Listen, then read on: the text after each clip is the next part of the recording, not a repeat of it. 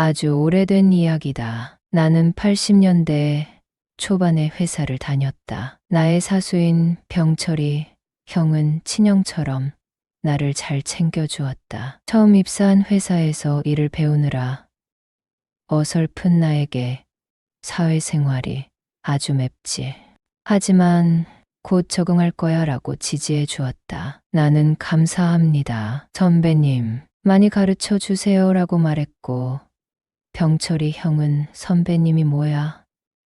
한 살밖에 차이가 안 나는데, 그냥 형이라고 불러 하고 편하게 대해 주셨다. 나는 위로 누나가 한 명 있고, 동생은 없다. 그때 병철이 형의 자상함의 회사를 잘 다닐 수 있었다. 좋아요, 구독, 알림 설정 부탁드려요.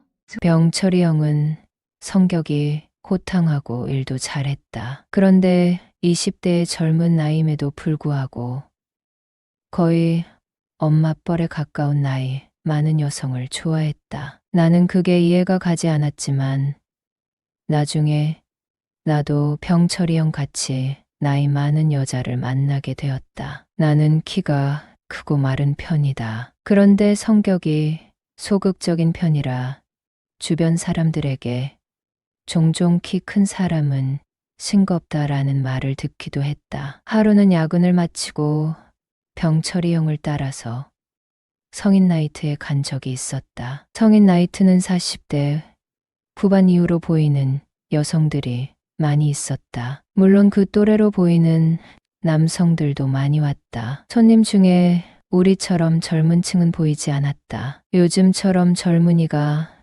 많이 가는 핫플레이스에 있는 나이트 클럽에는 젊은 사람들이 많았지만 회사 근처에 있는 성인 나이트에는 거의 이모에서 엄마뻘 되는 여자들이 놀러 왔다. 나는 그 당시 나이가 많던 적던 마음에 맞는 여자를 만나 연애를 해보는 싶었다. 대학교 때 짧게 연애해 본 적이 몇 번 있지만 깊게 사귄 적은 없었기 때문이었다. 숙맥 같은 내가 나이트에 가서 나름 분위기를 익혔다고 생각했는지 병철이 형은 틈만 나면 나에게 함께 놀러 가자고 했다. 병철이 형은 잘 사는 집안의 아들이었다. 회사에 다니면서 부모님이 용돈을 꽤 많이 주신다고 했다. 그러니 열심히 일하고 유흥비에 돈을 아낌없이 쓸 수 있었다. 나도 형을 따라다니면서 음주 가무의 맛을 들이기 시작했다. 사람은 좋은 친구를 사귀어야 한다는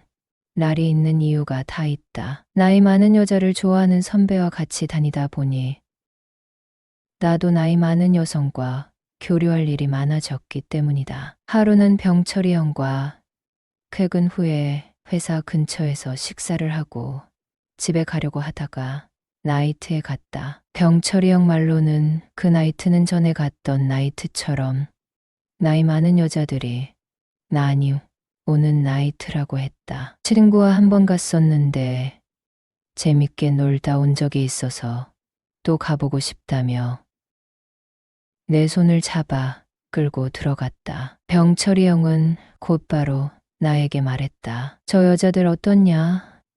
병철이 형이 손가락질로 가리킨 곳을 보니 중년의 여자들 몇이 앉아 있었다. 그 여자들 중 한 명의 얼굴이 낯이 익어 유심히 바라보았는데 분명 친구의 엄마가 분명했다. 화려한 조명과 시끄러운 음악 소리에도 정신이 번쩍 들었다. 병철이 형은 그 테이블로 가서 몇 마디 대화를 나눴고 그 테이블에 있던 여자들이 전부 우리 테이블로 왔다. 친구 엄마와 일행들이 나에게 인사를 하고 귀엽다는 듯이 나를 쳐다보았다. 친구 엄마는 나를 보더니 어머, 너무 젊잖아. 미안해요. 우리가 미안해서 안 되겠네 하고 말했다. 그분은 내가 중학교 1학년 때 친하게 지냈던 승훈이 엄마였다. 승훈이가 어릴 때 아빠가 돌아가셔서 승훈이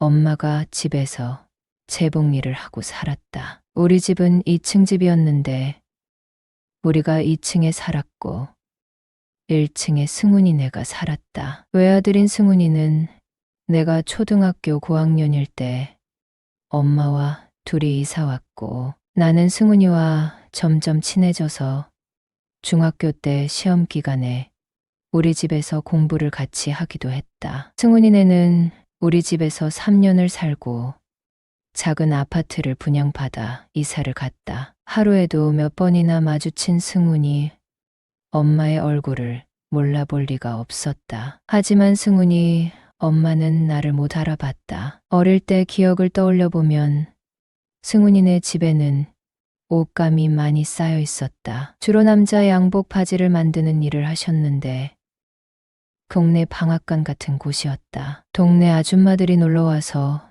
수다 떨고 가는 통에 우리 집 대문은 늘 열려 있었다. 우리 엄마도 승훈이 엄마와 잘 지냈고 지나가는 말로 남편 없이 억척스럽게 일하면서 밝게 지내는 모습이 참 대견해 보인다. 나와 나이 차이도 안 나는데 나는 저렇게 씩씩하게 살지 못할 것 같아 라고 하셨던 게 기억난다. 어릴 적 기억에 승훈이 엄마는 꽤 예뻤다. 우리 엄마는 덩치가 크고 성격이 급해 나를 다그친 적이 많았는데 승훈이 엄마는 어려운 상황에서도 늘 밝고 긍정적으로 사람을 대하는 분이었다. 승훈이는 자기도 너희 집 같이 아빠도 누나도 있었으면 좋겠다고 부러워했지만 나는 강한 성격에 엄마 때문에 늘 주눅이 들어 있었고 엄마를 닮아 키는 컸지만 엄마에게 내 의사를 제대로 표현하지 못하고 소심한 성격이 된 것 같다는 생각을 했다. 승훈이 엄마는 여전히 예뻤다. 그 당시 긴 생머리를 하나로 질끈 묶는 스타일이었는데 나이트에서도 같은 스타일이었다. 얼굴에 광이 나도록 피부가 매끈했고 여전히 명랑했다. 병철이 형은 우리가 너무 젊어서 얘 안에서 합석을 못하겠다는 승훈이 엄마의 팔을 잡고 그런 말씀 하세요. 누님들이 너무 예뻐서 용기 내서 이 자리를 만들었으니 우리 같이 즐거운 시간 보내요 라고 했다. 나는 친구 엄마가 앞에 앉아 있어 신경이 쓰였지만 내 생각만 할 수 없어서 승훈이 엄마 일행과 맥주를 마시고 춤도 췄다. 블루스 타임이 되자 승훈이 엄마가 내 손을 잡고 스테이지로 나갔다. 나는 승훈이 엄마와 어색하게 춤을 추었다. 여러분은 써리모의 영상을 재미있게 듣고 계십니다. 잔잔한 음악이 흘러나오자 아줌마 저예요. 승훈이 초등학교 때 친구 진우요. 아줌마는 깜짝 놀란 눈으로 나를 바라봤다. 진짜 진우 맞아. 당연하죠. 제 얼굴이 많이 바뀌었나요? 어떻게 저를 몰라보세요?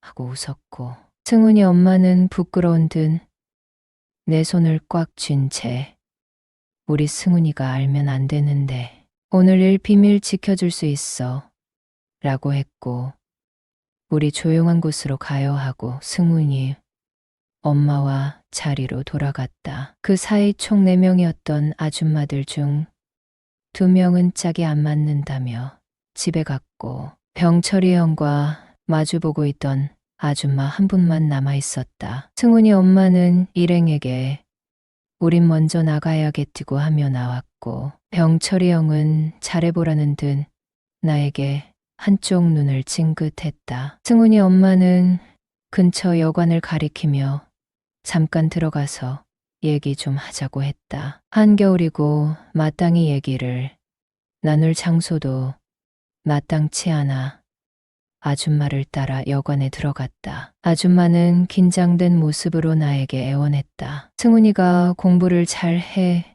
대기업에 취업했고 월급의 반 이상을 갖다 주고 있다고. 그리고 동네에서 수제 양복점을 운영하고 있어서 예전과는 달리 경제적으로 풍족해졌다고 말이다. 여유가 있다 보니 옆집 아줌마와 나이트에 온 게 2번째인데 아들의 친구와 파트너가 될 줄은 몰랐다고 하는 것이었다. 왜 나를 못 알아봤냐고 물었더니 우리 집에서 살던 시기에는 내가 사춘기라 여드름도 많이 났고 두꺼운 뿔테 안경을 쓰고 다녔는데 지금은 피부도 깨끗해졌고 무태 안경을 쓰고 있는 데다가 한동안 안 본지 너무 오래돼서 누군지 몰라봤다고 하는 것이었다. 나는 승훈이와 연락이 끊긴 지 오래되었지만 아들 친구와 즉석 만남을 한 것이 너무 창피해서 고개를 들 수 없다고 하며 울기 시작했다. 나는 울지 말라고 등을 두드려줬고 아줌마는 나는 승훈이 아빠에게 부끄러운 행동을 한 적은 한 번도 없어라고 했다. 아줌마는 이상하게 나에게만은 여자이고 싶은 날이라고 하며 내 손을 붙잡았다. 나는 아줌마가 리드한 대로 일을 치렀다. 대학교 때 여자친구와 경험이 있었기 때문에 아줌마가 얼마나 급했는지 알아챌 수 있었다. 아줌마는 남편이 하늘나라로 가고 거의 20년 만에 처음으로 남자 품에 안겼다며 또 울었다. 집안에서 종일 미싱이를 하면서도 하나뿐인 아들을 남부럽지 않게 키워온 세월, 그리고 아들이 잘 돼서 보상받고 있다는 뿌듯하다고 했다. 나도 모르게 눈물이 핑 돌았고 승훈이 엄마가 원할 때 언제든 달려오겠다고 약속했다. 승훈이와 만나보고 싶은 마음이 굴뚝 같았지만 일단 승훈이 엄마와 시간을 더 보내고 싶었다. 승훈이 엄마는 내 품에 안겨 비명을 질렀다. 요즘같이 만족스러운 때는 없다며 이제는 나이트 같은 데는 안 가고 진우만 만날 거라고 했다. 그 당시 업무 스트레스가 심했는데 승훈이 엄마를 만나 즐거운 시간을 보내면 피로가 확 풀렸다. 그렇게 지낸 지 1년이 지났다. 아줌마는 승훈이에게 내가 우연히 자신의 가게에 수제 와이셔츠를 맞추러 왔고 나를 알아보게 되었다고 했단다. 승훈이는 곧 결혼할 여자가 있다고 소개했고 당당하게 버질로드를 걸어가는 승훈이의 모습이 참 부러웠다. 아줌마는 승훈이가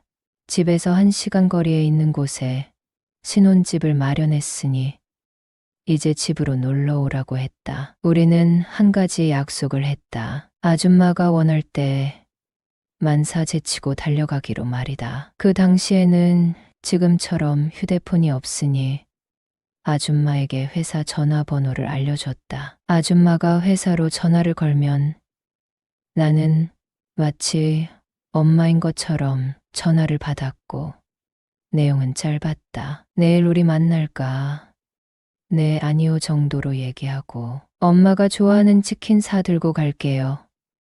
가고 자연스럽게 통화를 마무리했다. 나는 승훈이 엄마를 만나러 갈 때 빈손으로 간 적이 없었다. 언제나 내게 밝은 기운을 준 아줌마에게 하나라도 더 해드리고 싶은 마음이 굴뚝 같았기 때문이다. 아줌마는 내 생일이 다가오자 어린 남자친구에게 어울리는 양복을 맞춰주고 싶어 키 크지 날씬하지 모델 같네라고 하셨고 나는 감사한 마음으로 선물을 받았다. 그날 우리는 너무 급한 나머지 아줌마 가게 창고에서 일을 치렀다. 그렇게 우리는 한동안 뜨겁게 만났다. 나는 30대 초반이 되고 지인의 소개로 한 여자를 만나 결혼을 하게 되었다. 승훈이 엄마처럼 밝고 긍정적인 스타일이라 푹 빠져들게 되었던 것 같다. 나는 결혼한 지 1년 만에 귀여운 아들을 낳아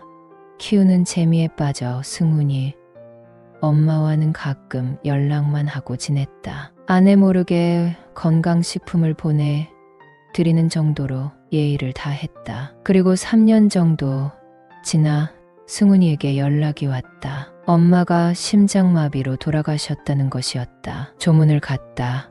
밝게 웃는 영정 사진을 보니 아줌마와 좋은 추억이 떠올라 눈물이 왈칵 나왔다. 나를 따뜻하게 보듬어주던 아줌마가 생각날 때면 아줌마가 손수 만들어 주신 양복을 입고 내 납골당에 찾아간다. 이 비밀스러운 발걸음은 승훈이도 와이프도 모르고 있다.